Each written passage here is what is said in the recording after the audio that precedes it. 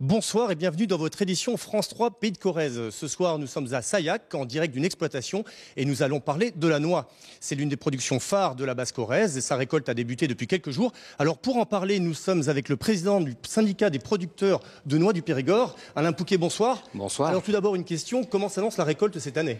Eh bien écoutez, la récolte a démarré, donc on peut dire aujourd'hui, après cette période humide, le départ s'est fait quasiment aujourd'hui. Une récolte donc un peu plus tardive, un printemps donc qui nous a, avec des températures froides, l'humidité qui fait que c'est une saison qui démarre en retard, mais ça y est, c'est parti, la récolte est là, et bien là, la noix du Périgord arrive. Alors ce retard, ça va jouer sur la qualité et la quantité des noix ? Ça va jouer... Pas sur la qualité, parce qu'effectivement, il n'y a aucune raison. L'été a été très favorable pour la qualité de la noix. Les quantités, je ne sais pas, c'est difficile à évaluer, mais il me semble que c'est une année normale. Alors la noix AOP du Périgord, appellation d'origine protégée, en Corrèze, ça représente quelle surface et combien de producteurs ? Grosso modo, 180 producteurs qui exploitent près de 500 hectares. C'est quelque chose qui s'est fortement développé ces dernières années. Parce que c'est vraiment une production qui, on peut le dire, se développe et est une production rentable, intéressante. Merci.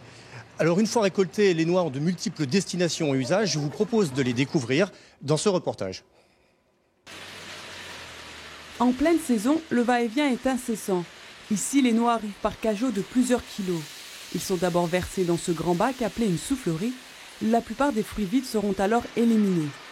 Ils poursuivront ensuite leur parcours dans ce séparateur pour y être triés selon leur calibrage. Puis interviendra une troisième vérification, mais cette fois-ci, c'est à la main que cela se fait.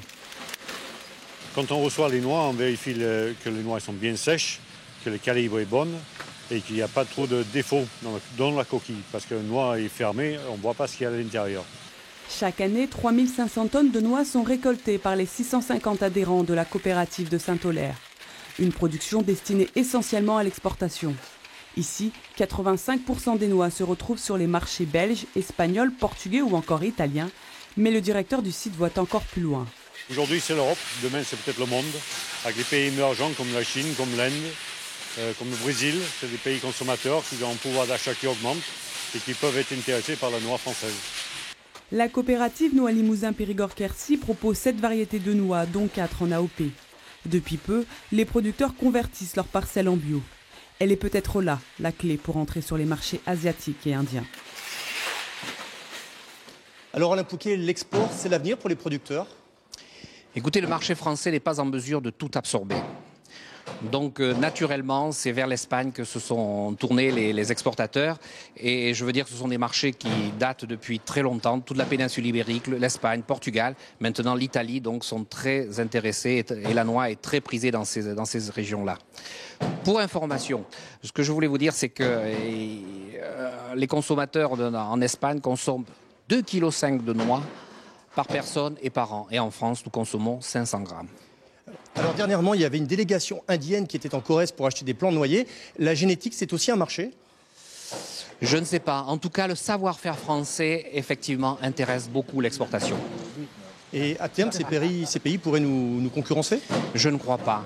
D'autres pays l'ont déjà fait, d'autres pays ont déjà essayé de planter et ne sont pas arrivés à notre qualité. Alors, pour conserver cette avance génétique, l'avenir de la noix passe aussi par la recherche scientifique. L'une de nos équipes s'est rendue à Cresse, à la station expérimentale. Il n'y en a que 2 en France pour la noix. Regardez. Cette noix reine n'est pas comme toutes les autres. Sur cette parcelle poussent 90 spécimens, des noyers hybrides conçus par l'INRA à Bordeaux et plantés ici, à la station expérimentale de Cresse, il y a 7 ans, pour y être étudiés de près. On fait des observations sur les maladies, sur les ravageurs. Et ensuite, le port de l'arbre, on regarde beaucoup l'architecture. Et ensuite, c'est la récolte, et c'est l'observation donc, du rendement et de la qualité des fruits. Car c'est bien là l'idée, créer de nouvelles variétés avec un rendement supérieur et un temps de production plus rapide. Le goût est également un critère important. C'est des dégustations et puis on compare avec des références. Donc Franquette a des qualités gustatives qui sont reconnues. La variété Fernor, donc qui a été sélectionnée, créée par l'INRA et sélectionnée notamment par la station de Cresse, est également très bonne. Donc effectivement, c'est sélectionné selon ces critères. Des critères visuels, il faut que le cerneau soit assez blanc, le plus clair possible, et des qualités de goût.